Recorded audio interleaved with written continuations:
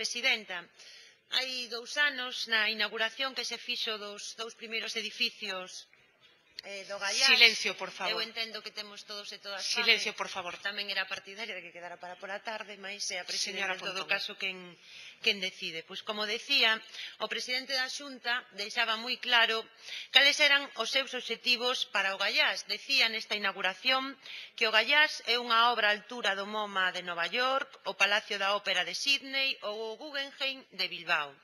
Era a nova parada obligatoria dos itinerarios culturais do século XXI, que a súa relevancia internacional sería un revulsivo nestos tempos que precisan máis que novas ilusións e que tamén terá unha repercusión interna que reforzará a nosa autoestima colectiva, eso sí, para aclararnos onde ten el as súas referencialidades políticas, porque xa nos aclaraba que o Gaiás prestaría un gran servicio á nación española. Efectivamente, despois de escoitar estas palabras do señor presidente, pois é evidente que o único certo das mesmas é ese servicio de vocación a España que teimudamente vostedes profesan non só traicionando os intereses económicos deste país coa súa sumisión, sino tamén levando claramente adiante un plan de ataque á nosa lingua, de ataque á nosa cultura, é dicir, de desmantelamento de todo o que nos identifica como un pobo diferenciado, un pobo con lingua e cultura propia que vostedes desprezan continuamente. Mais, en todo caso, o que é evidente é que 2 anos despois da inauguración destos edificios, cando falamos da cidade da cultura, o único que se nos ven á mente son as palabras de despilfarro, de fracaso e de lastre para a cultura galega.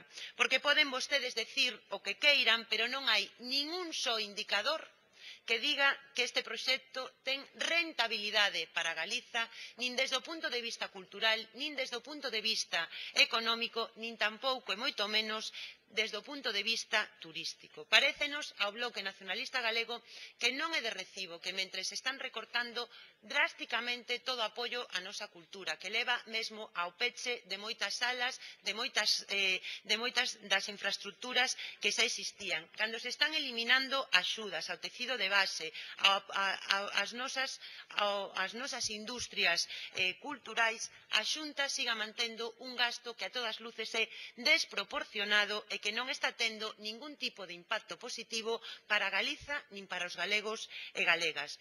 É evidente que o efecto Gaiás non existe e que de existir, máis ben, o seu efecto é devastador para a nosa cultura, devastador, en definitiva, para os orzamentos públicos de Galiza. Non hai, señor conselleiro, revulsivo cultural, non hai impacto turístico, non hai mellora da presenza internacional da nosa cultura.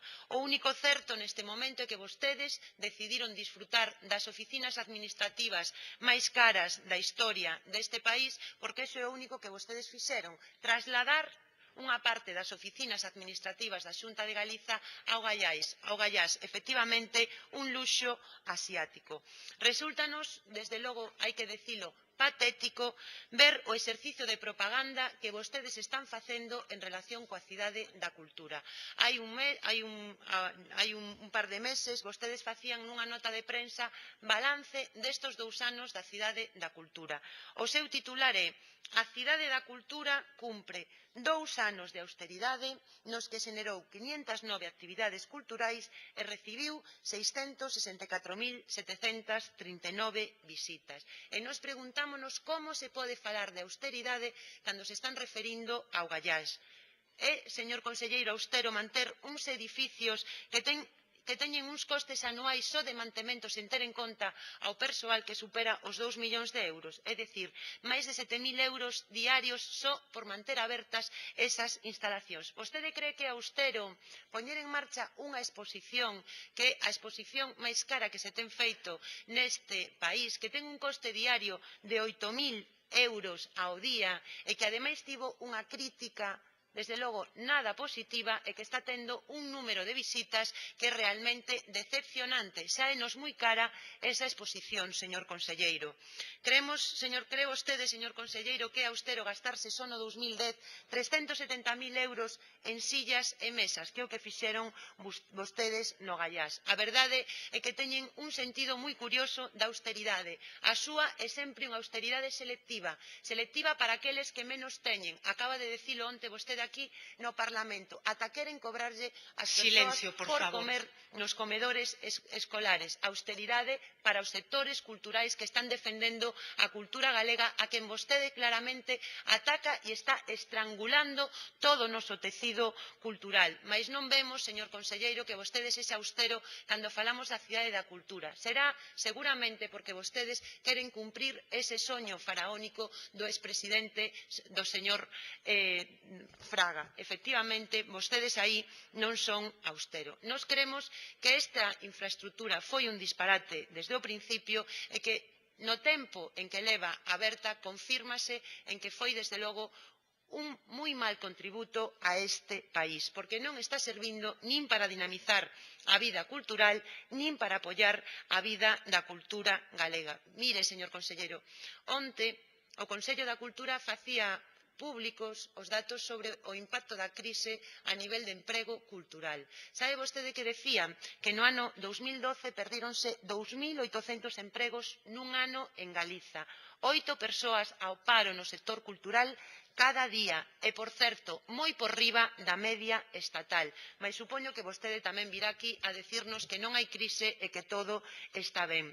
Nos seguimos afirmando que a cidade da cultura estrangula a vida cultural deste país. En Santiago de Compostela hai moitas programación que está retrocedendo mentres vostedes concentran toda a actividade na cidade da cultura, pero é que non só se baleira a cidade de Santiago de Compostela, é que vostedes están baleirando de actividade cultural ao conxunto do país. Frente a esas 509 actividades das que nos falan, nos preguntámoslle, señor conselleiro, se non lle preocupan as máis de 1.000 funcións de teatro que se perderon desde que se abriu o Gaiás, se non lle preocupan as 546 funcións que se organizaban en 163 concellos galegos a través do programa Camiños da Cultura. Por certo, un programa que costaba menos do que vostedes destinaron a mesas e sillas no Gaiás. Tampouco vemos, señor conselleiro, que a cidade da cultura este servindo para internacionalizar a nosa cultura. Mais ben, moitos medios internacionais calificaron como un disparate e como algo estrafalario a aposta que fixo no seu momento o Partido Popular. Se falamos do turismo, se vostede coñece os datos, saberá que levan en picado, caendo o número de turistas que visita o noso país desde que se abriu o Gaiás, que o ano 2012 foi un dos anos máis negativos dos últimos tempos e que, por certo, o turismo baixa en Galiza moi por riba da media do Estado, máis do doble que no medio do Estado. Polo tanto, onde está o impacto internacional que iba a ter esta situación? Mais vostedes, xa digo, non avalían rigurosamente nada. Simplemente falan dunha paralización temporal de 2 edificios e mintenlle a sociedade galega cando din que eso supón un aforro, porque eso é trasladar unha hipoteca para o futuro e estar pagando neste momento miles de millóns por manter